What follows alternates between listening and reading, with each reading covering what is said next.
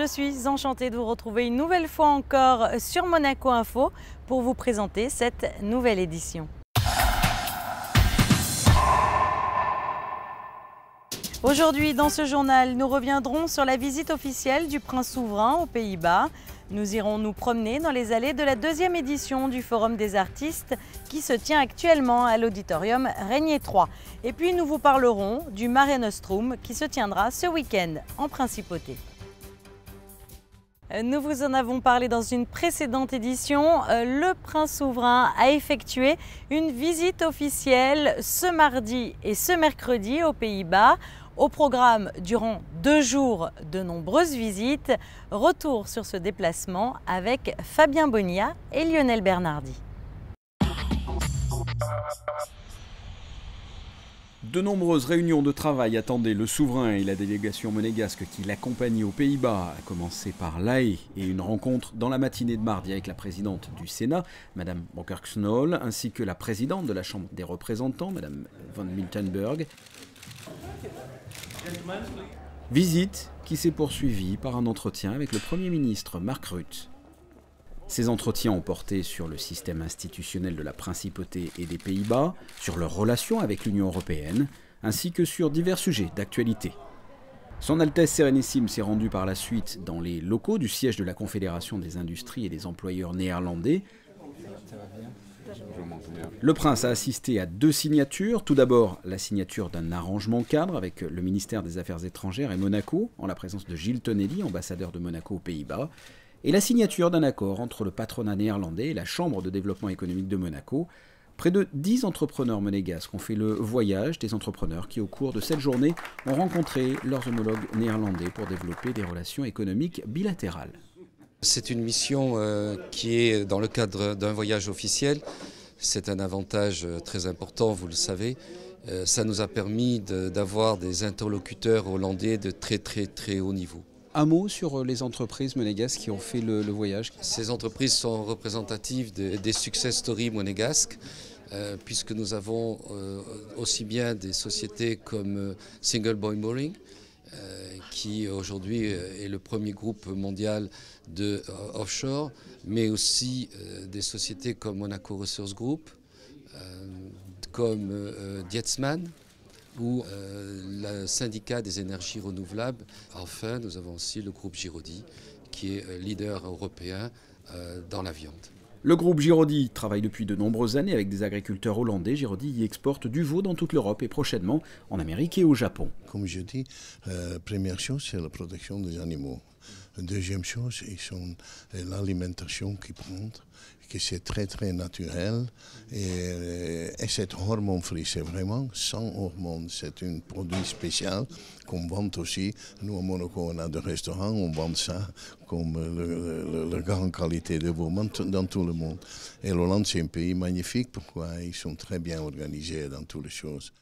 Suite de la visite officielle, direction Apeldoorn, au centre des Pays-Bas, à 1 heure d'Amsterdam, le prince et le roi des Pays-Bas ont inauguré au palais royal de Hethlo, dans l'après-midi de mardi, l'exposition hommage à la princesse Grace. C'est dans ce prestigieux cadre qu'un dîner officiel a été donné dans la soirée en l'honneur du prince Albert II, en présence du roi et de la reine des Pays-Bas, ainsi que de la princesse Béatrix.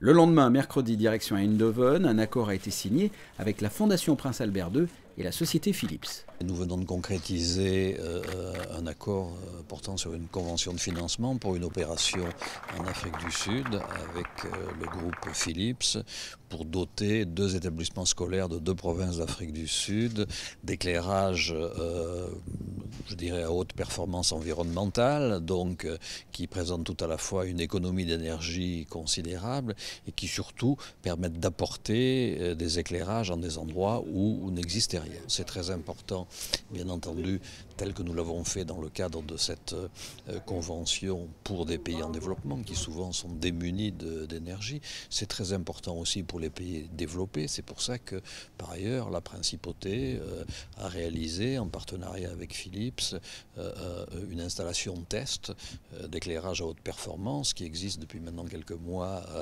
sur l'avenue Princesse Grasse et qui nous permet de vérifier qu'on peut avoir des conditions d'éclairage bien meilleures avec les nouvelles technologies, avec des coûts d'exploitation et des consommations qui sont en décroissance considérable. À l'issue de cette signature et pour clore ce voyage, le souverain a visité le campus des hautes technologies de la société néerlandaise Philips. Vous venez de l'entendre, un programme chargé tout au long de ces 2 jours aux Pays-Bas. Je vous propose tout de suite d'écouter le prince souverain. C'est l'occasion de renouer et de donner un nouvel élan aux relations bilatérales entre la Principauté et les Pays-Bas. C'était l'occasion d'y amener bien sûr une délégation économique qui, je crois, et vous avez vu avec les 2 accords qui ont pu être signés ce matin, cela donne de très belles perspectives aussi entre les 2 institutions. Donc c'est tout à fait positif. Il y a eu de mon côté bien sûr des contacts et des visites très intéressantes au Sénat et à la Chambre des représentants, et puis avec le Premier ministre, avec Sa Majesté, bien sûr, le roi Willem-Alexandre, que je connais bien depuis fort longtemps, et puis l'occasion aussi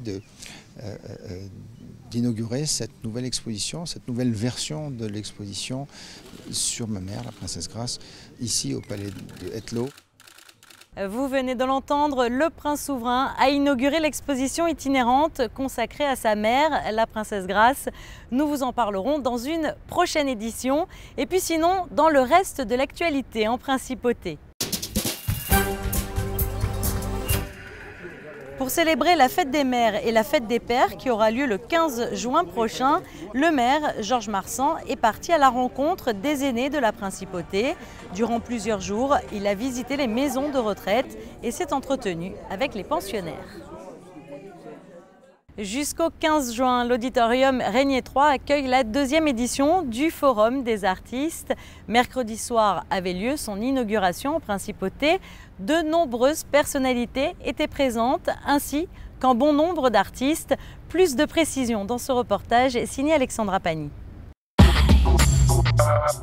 Art abstrait et figuratif, peinture, photographie ou encore sculpture, la 2e édition de ce forum propose cette année une exposition riche et variée d'artistes plasticiens de la Principauté.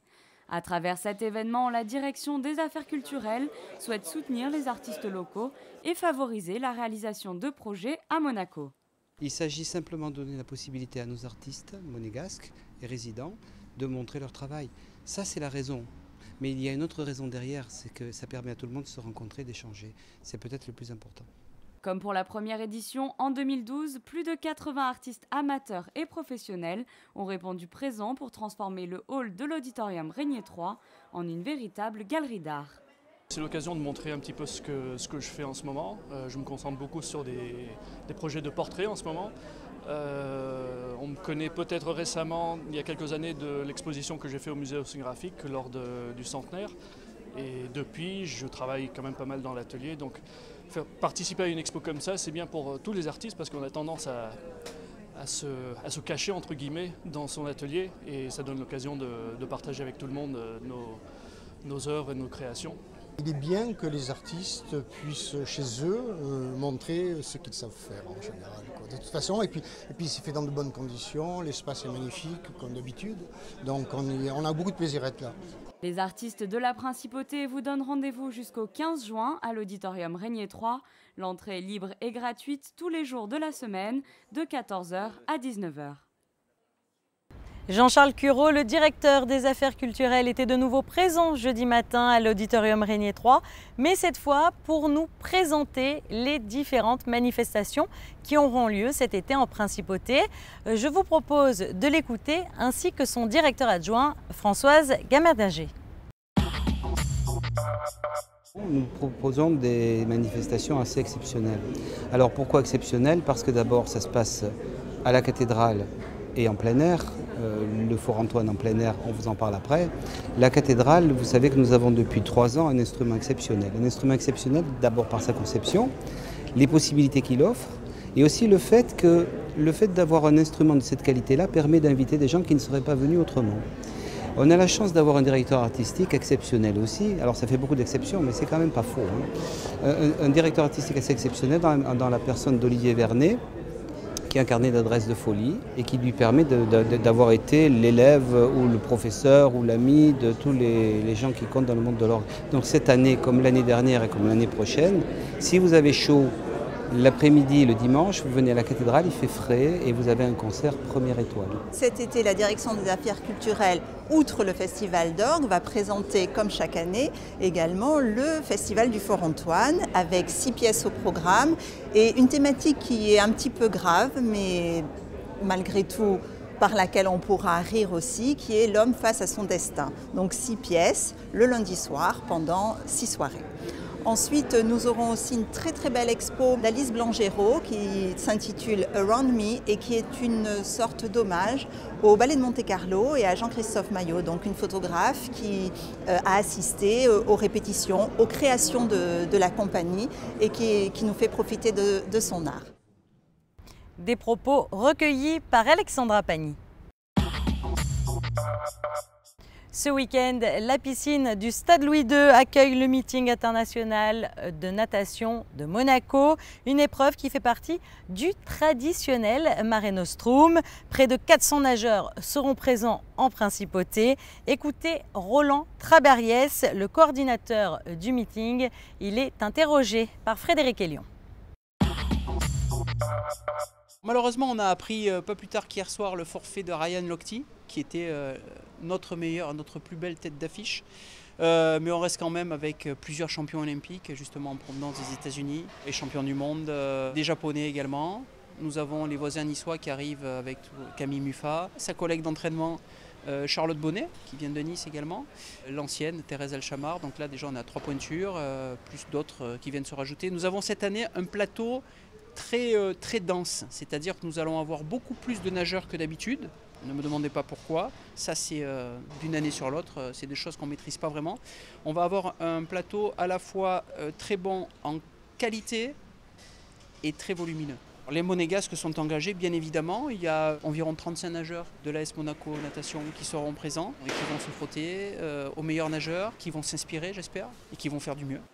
Et puis sachez que vous pourrez retrouver toutes les courses en direct sur Monaco Info samedi et dimanche avec aux commentaires Frédéric Elion et Olivier Nicolas. La No Finish Line rassemble tous les ans de nombreux marcheurs ou coureurs sur le port Hercule au mois de novembre. Pérennisée par l'association Children and Future, cette course est l'une des plus importantes manifestations caritatives de la Principauté.